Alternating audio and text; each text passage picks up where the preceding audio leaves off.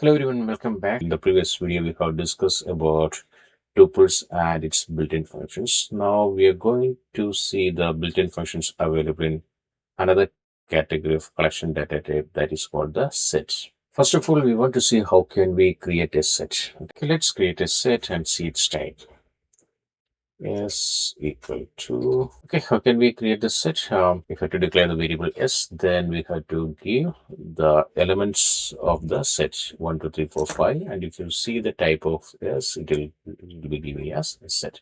This is how we are creating a set. Oh, what is the property of set? Suppose if we are giving something, we are initializing something like a equal to 1 comma 1 comma 2 comma 3 comma 4 comma 5 comma 5 comma 100 comma 100 comma 2, like this. What it will do, it will remove all the duplicated value and keep it only one copy. 1 2 and 2, it will copy only one copy of 2 3 4 5 100.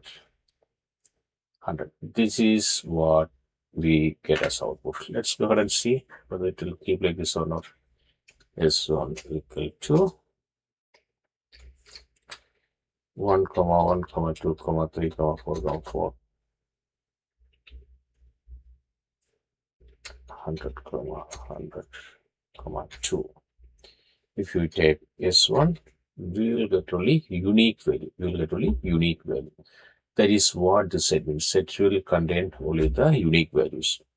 Okay, but the problem here is this is an unordered pair. There won't be any order. You cannot take a sum of 0 or something.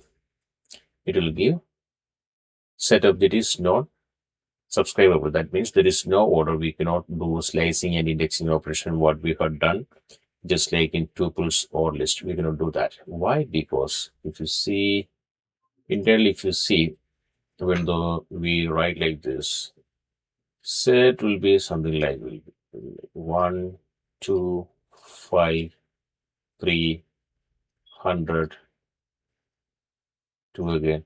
It will be something like this. We can consider there is no order for this elements.